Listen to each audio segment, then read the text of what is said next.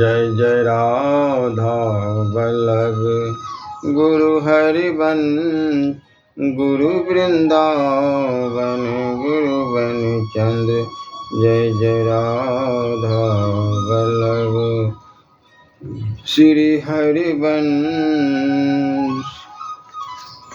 ओम श्री परमात्मने नमः। श्री गणेशाय नमः। अवसर कौड़ी जो चुके बहुरी दिए कलाख, दुई जिन चंदा देखिए उदो कहाँ भरी पाक। ज्ञान अनभले को सभी भले भले हुकाऊ, सिंग शुंग रद लुम नख करत जीव जर घाऊ। तुलसी जग जीवन अहित कतहु को हित जानी, शोषक भानु कृषानु मही पवन एक घन दानी। सुनियो सुधा देखहि गरल सब करतूति कराल, जहाँ तहाँ काकुलुक बक मानस सकृति मराल। जल चर थल चर गगन चर देव जनुज नर नाग, उत्तम मध्यम अधम खल 10 गुण बढ़त बिघा विभाग। बलि मिस देखे देवता कर मिस मानव देव, मुए मार सुविचार हत स्वार्थ साधन एव। सुजन कहत भल पोच पथ, पापी न परखै भेद। कर्म नाश सुर सरिस मिस विधि, निषेध बद वेद। मणि भाजन मधु पराई, पूरन अमी निहारी। का छारियों का संघरियों कहूँ विवेक विचारी। उत्तम मध्यम नीच गति पाहन सिकता पानी, प्रीति परिचिंता तिहुन की बैर बीती कर्म जानी। पुण्य प्रीति पति पाप प्राप्त्यु परमारथ पथ 5। लही सुजन परिहरहि खल, सुनहु सिखावन साच। निच निरादर ही सुखद आदर सुखद विशाल, कदरी बदरी बिटप गति पेखहु पनस रसाल।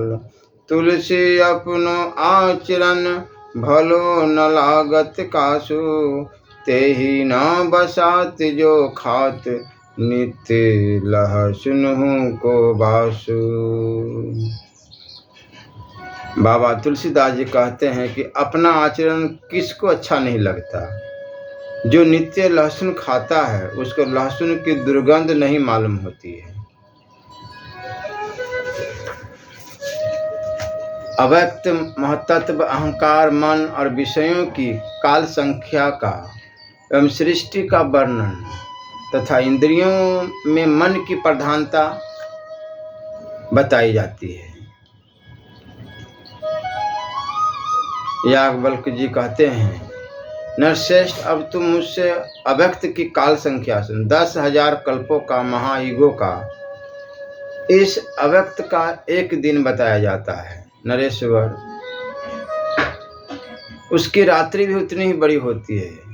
ज्ञान स्वरूप परब्रह्म परमात्मा पहले समस्त प्राणियों के जीवन निर्वाह के लिए औषधि नाना प्रकार के अन्न की सृष्टि करते हैं। हमने सुना है कि परमात्मा ने औषधियों की सृष्टि के बाद ब्रह्मा जी की सृष्टि की थी, जो स्वर्णमय अंड के भीतर से प्रकट हुए थे। वही संपूर्ण भूतों के उद्गम स्थान है।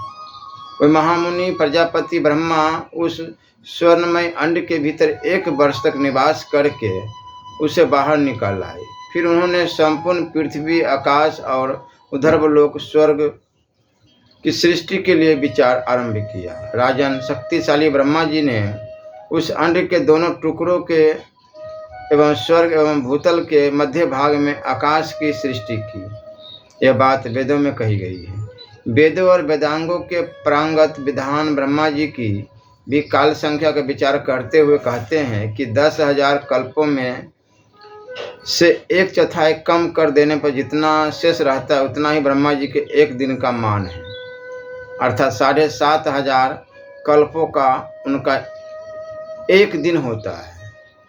आध्यात्म तत्वों का चिंतन करने वाले विद्वानों का कथन है कि ब्रह्मा जी की रात्रि भी इतनी ही बड़ी है। महान ऋषि ब्रह्मा अहंकार नामक दिव्य भूत की सृष्टि करते हैं। नृपश्रेष्ठ महान ऋषि ब्रह्मा ने पूर्व काल में भौतिक देह की उत्पत्ति से पहले 4 अन्य पुत्रों को उत्पन्न किया, जिनके नाम थे बुद्धि, अहंकार, मन और चित्त। ये चारों पुत्र पितरों के भी पितर अर्थात पंच महाभूतों के भी जनक सुने जाते हैं। नरश्रेष्ठ देवता, श्रोत्र आदि इंद्रिया पितरों पंच महाभूतों के पुत्र है, अर्थात सारी इंद्रिया पंच महाभूतों से ही उत्पन्न हुई है और वह समस्त चराचर जगत का अर्थ से लेकर इष्ट है, ऐसा का हमने सुना है। स्थिरता के उत्तम पद पर प्रतिष्ठित हुआ अहंकार आकाश, वायु, तेज, जल और पृथ्वी, इन 5 प्रकार के भूतों की सृष्टि करता है।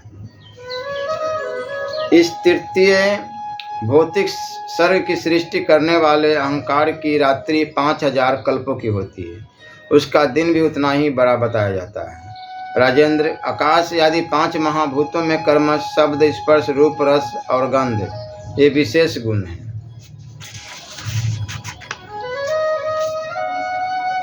पृथ्वीनाथ प्रवाह रूप से सदा विद्यमान रहने वाले इन मनोहर शब्द आदि विषयों से अभीष्ट होकर सभी प्राणी प्रतिदिन कभी एक दूसरे को चाहते हैं, कभी पारस्परिक हित साधन में तत्पर रहते हैं, कभी एक दूसरे को नीचा दिखाने की चेष्टा करते हैं, कभी आपस में ईर्ष्या रखते हैं और कभी परस्पर प्रहार भी कर बैठते हैं।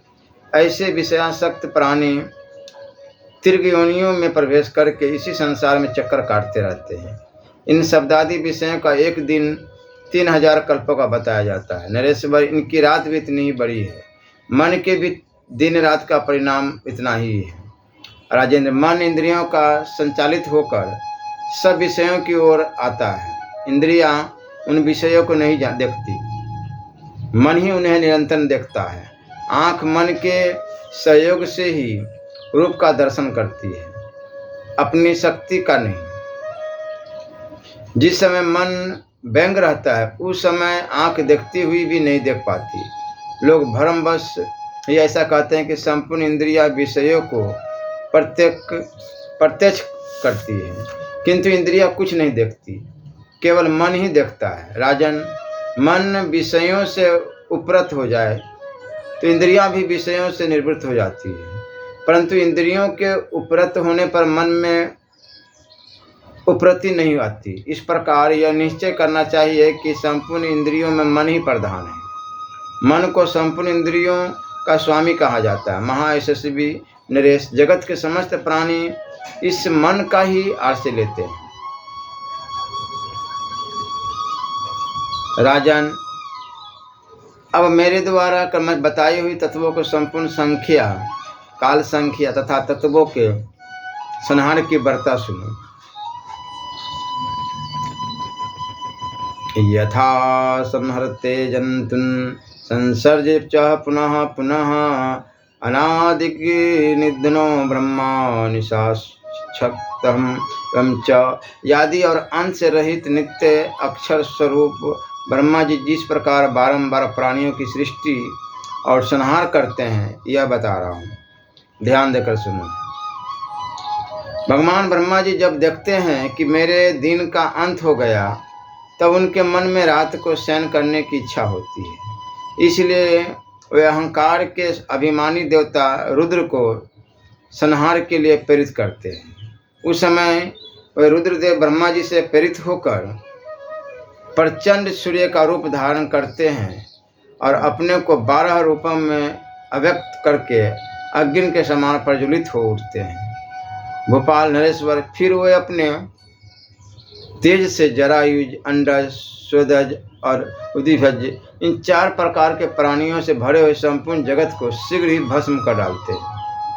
पलक मारते मारते इस समस्त चराचर जगत का नाश हो जाता है। और यह भूमि सब ओर से कछुए की पीठ की तरफ प्रतीत होने लगती है। जगत को दग्ध करने के बाद अमित बलवान रुद्र इस अकेली बची हुई समूची पृथ्वी को शीघ्र ही जल के महान प्रवाह में डुबो देते हैं। तदंतर काला अग्नि की लपट में पड़कर वह सारा जल सूख जाता है। राजेंद्र, जल के नष्ट हो जाने पर आग अत्यंत भयानक रूप धारण करती है और सब और बड़े और जोर से प्रज्वलित होने लगती है।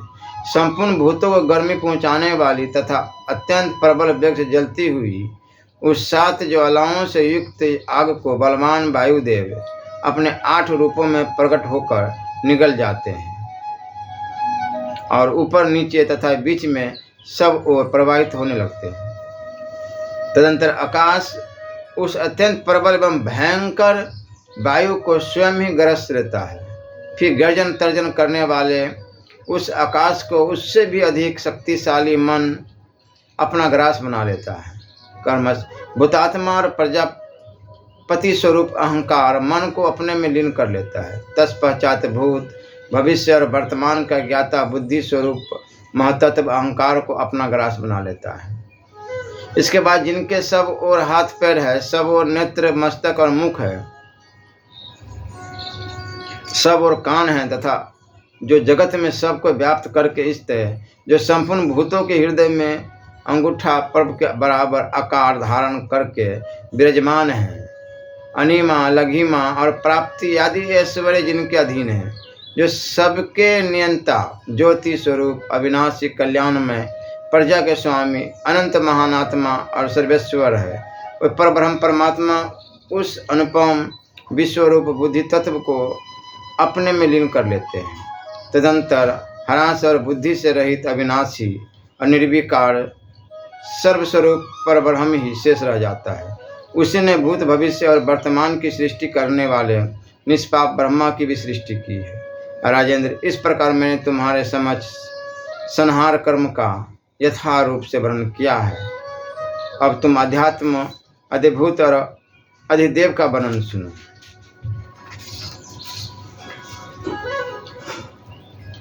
श्री याज्ञवल्क्य जी कहते हैं, राजन,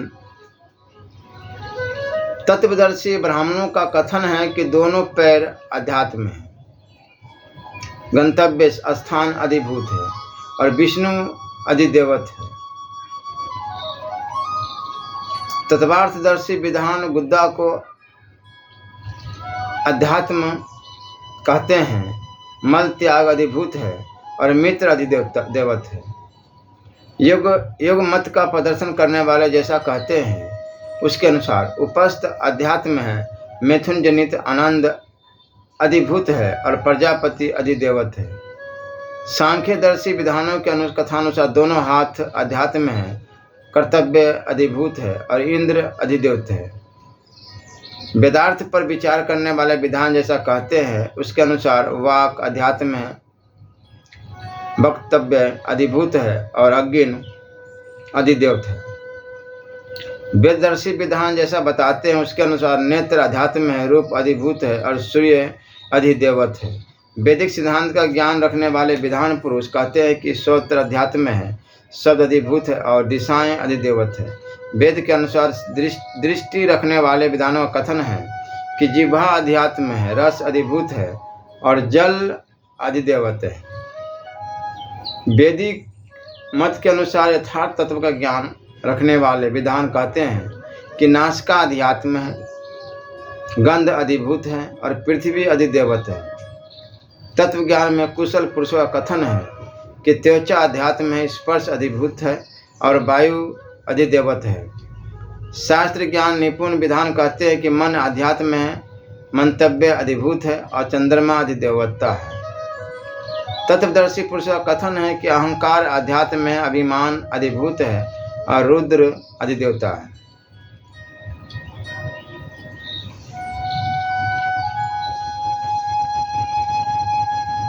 महाराज, प्रकृति स्वतंत्रता पूर्वक खेल करने के लिए अपनी ही इच्छा से सैकड़ों और हजारों गुणों को उत्पन्न करती है। जैसे मनुष्य एक दीपक से हजारों दीपक जला लेते हैं, उसी प्रकार प्रकृति पुरुष के संबंध से अनेकों अनेक गुण उत्पन्न कर देती है। धैर्य, आनंद, प्रीति, उत्कर्ष, प्रकाश, ज्ञान शक्ति, सुख, शुद्धि, आरोग्य, संतोष, श्रद्धा, अकापर्ण, दीनता का अभाव, असंभ्रम, क्रोध का अभाव, क्षमा, धृति, अहिंसा, समता, सत्य, ऋण से रहित होना, मृदुता, लज्जा, अचंचलता, सोच, सरलता, सदाचार, अलोलुपता, हृदय में संभ्रम का न होना, इष्ट और अनिष्ट के वियोग का बखान न करना, दान के द्वारा धैर्य धारण करना, किसी वस्तु की इच्छा न करना, परोपकार और संपूर्ण प्राणियों पर दया, ये सब तत्वदर्शी संबंधी गुण बताए गए हैं। रूप, ऐश्वर्य, विग्रह, त्याग का भाव, करुणा का भाव, दुख सुख का उपभोग, पर निंदा में प्रीति, वाद विवाद करना, अहंकार, मान्य पुरुषों का सत्कार न करना, चिंता, वैरभाव रखना, संताप करना, दूसरों का धन हड़प लेना, निर्जलता, कुटिलता, भेद बुद्धि, कठोरता, काम, क्रोध, मद, दर्प, द्वेष और बहुत बोलने का स्वभाव, ये रजोगुण का समूह है। ये सारे भाव रजोगुण के कार्य बताए गए हैं। अब मैं तामस भावों के समूह का परिचय देता हूँ, ध्यान देकर सुनो। मोह, अप्रकाश, अज्ञान, तामिस और अंधामिश्र, ये सब तमोगुण के लक्षण। इनमें तामिश्र क्रोध का वाचक है और अंधता मिश्र मरण का, भोजन में रुचि का न होना, खाने की वस्तु से तृप्ति या संतोष का अभाव अथवा कितना ही भोजन क्यों न मिले उसे पर्याप्त न मानना, पीने की वस्तुओं से कभी तृप्त होना, दुर्गंध युक्त वस्त्र, अनुचित विहार, मलिन शैया और आसनों का सेवन, दिन में सोना, अत्यंत वाद विवादों में और प्रमाद में अत्यंत आसक्त रहना, अज्ञानवश नाच गीत और नाना प्रकार के बाजों में श्रद्धा, नाना प्रकार के धर्मों से द्वेष, ये तमोगुण के लक्षण हैं।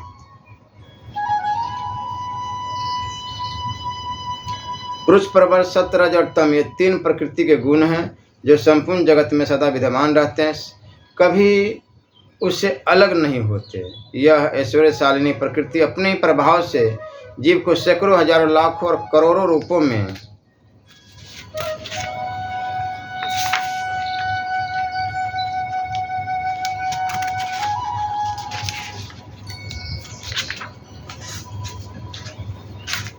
प्रकट कर देती है।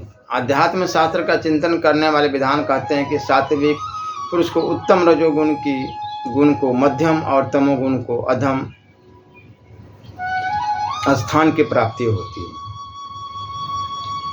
केवल पुण्य करने से मनुष्य ऊर्ध्वलोक में गमन करता है। पुण्य और पाप दोनों के अनुष्ठान से मृत्यु लोक में जन्म लेता है तथा केवल पापाचार करने पर उसे अधोगति में गिरना पड़ता है। अब मैं सत्वरज और तम, इन दोनों गुणों के द्वंद्व और सन्निपात का यथार्थ रूप से वर्णन करता हूँ, सुनो। सत्वगुण के साथ रजोगुण, रजोगुण के साथ तमोगुण, तमोगुण के साथ सत्वगुण तथा सत्वगुण के साथ अव्यक्त जीवात्मा का सम्मिश्रण देखा जाता है। यह दो तत्वों का संयोग या मेल ही द्वंद्व है। जीवात्मा जब सत्वगुण से संयुक्त होता है तब देवलोक को प्राप्त होता है। रजोगुण और तमोगुण सत्वगुण से संयुक्त होने पर वह मनुष्य लोक में जाता है तथा रजोगुण एवं तमोगुण से संयुक्त होने पर वह पशु, पक्षी आदि की योनियों में जन्म ग्रहण करता है। राजस, तामस और सात्विक तीनों भावों से युक्त होने पर जीव को मनुष्य योनि की प्राप्ति होती है।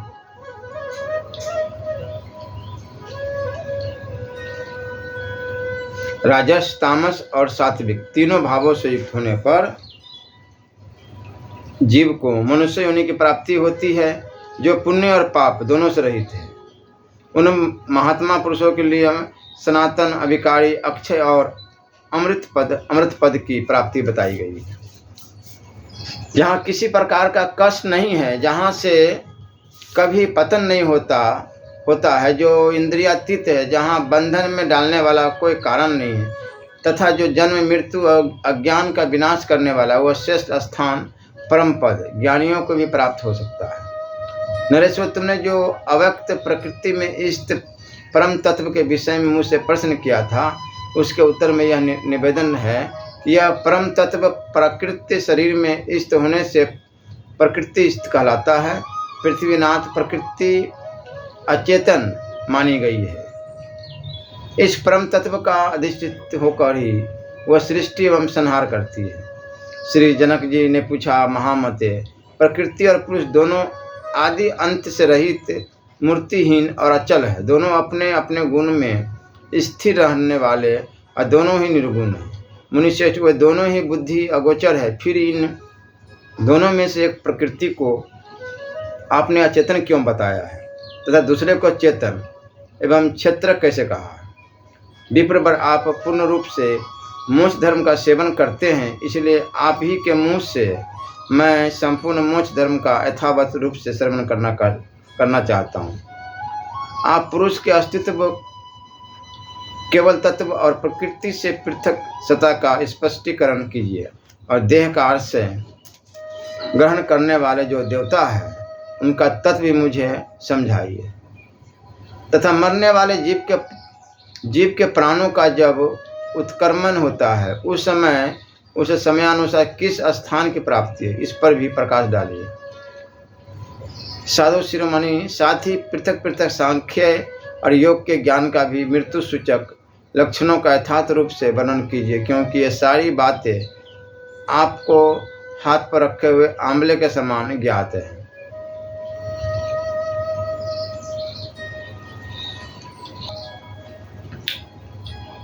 श्री याज्ञवल्क्य जी कहते हैं, तात प्रजापालक नरेश, निर्गुण को सगुण और सगुण को निर्गुण नहीं किया जा सकता। इस विषय में जो यथार्थ तत्व है वह मुझसे सुनो।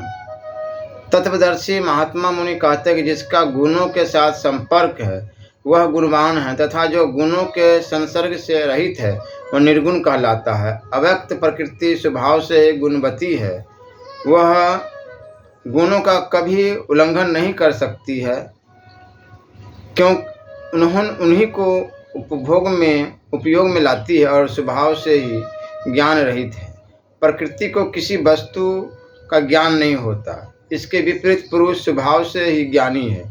वह सदा इस बात को जानता रहता है कि मुझसे कोई दूसरा उत्कृष्ट पदार्थ नहीं है। इस कारण से प्रकृति को अचेतन माना गया है, अर्थात विनाशी होने के कारण वह जड़ के सिवा और कुछ हो ही नहीं सकती। इधर नित्य तथा अक्षर अविनाशी होने के कारण पुरुष चेतन है, परंतु वह जब तक अज्ञानवश बारंबार गुणों का संसर्ग करता है और अपने असंग स्वरूप को नहीं जानता है, तब तक उसकी मुक्ति नहीं होती। वह अपने को सृष्टि का कर्ता मानने के कारण सर्गधर्मा कहलाता है और योग का कर्ता मानने से योग धर्मा कहा जाता है। नाना प्रकृतियों को अपने में स्वीकार कर लेने से वह प्रकृति धर्म वाला हो जाता है, तथा यथावर पदार्थों के बीजों का कर्ता होने से उसे बीज धर्मा कहते हैं। साथ ही वह गुणों की उत्पत्ति और प्रलय का कर्ता है, इसलिए गुण धर्मा कहलाता है। आध्यात्म शास्त्र को जानने वाले चिंता रहित सिद्ध यति लोग पुरुष को केवल प्रकृति के सर्ग से रहित मानते हैं, क्योंकि वह साक्षी और अद्वितीय है। उसे सुख दुख का अनुभव तो अभिमान के कारण होता है, और वास्तव में तो नित्य और अव्यक्त है, किंतु प्रकृति के संबंध से अनित्य और व्यक्त प्रतीत होता है। संपूर्ण प्राणियों पर दया करने वाले और केवल ज्ञान का सहारा लेने वाले कुछ सांख्य के विधान प्रकृति को एक तथा पुरुष को अनेक मानते हैं। पुरुष प्रकृति के भिन्न और नित्य है, तथा अव्यक्त प्रकृति पुरुष से भिन्न एवं अनित्य है। जैसे सीख से मूंज अलग होती है, उसी प्रकार प्रकृति भी पुरुष से पृथक है। जैसे गूलर और उसके कीड़े एक साथ होने पर भी अलग अलग समझे जाते हैं। गूलर के संयोग से कीड़े उससे लिप्त नहीं होते, तथा जैसे मत्स्य दूसरी वस्तु है और जल दूसरी, पानी के स्पर्श से कभी कोई मत्स्य लिप्त नहीं होता। राजन, जैसे अग्नि दूसरी वस्तु है और मिट्टी की हड़िया दूसरी वस्तु, इन दोनों के भेद को नित्य समझो। उस हड़िये के स्पर्श से अग्नि दूषित नहीं होती, जैसे कमल दूसरी वस्तु है और पानी दूसरी पानी के स्पर्श से कमल लिप्त नहीं होता, उसी प्रकार पुरुष भी प्रकृति से भिन्न और असंग है। साधारण मनुष्य इनके सहवास और निवास की कभी ठीक ठीक समझ नहीं पाते। जो इन दोनों के स्वरूप को अन्यथा जानते हैं, अर्थात प्रकृति और पुरुष को एक दूसरे से भिन्न नहीं जानते हैं, उनकी दृष्टि ठीक नहीं है, वे अवश्य ही बार बार घोर नरक में पड़ते हैं। इस प्रकार मैंने तुम्हें यह विचार प्रधान उत्तम सांख्य दर्शन बताया है। सांख्य शास्त्र के विधान इस प्रकार जान करके कैवल्य को प्राप्त हो गए हैं। दूसरे भी जो तत्व विचार कुशल विधान हैं, उनका भी ऐसा ही मत है। इसके बाद मैं योगियों के शास्त्र का वर्णन करूँगा।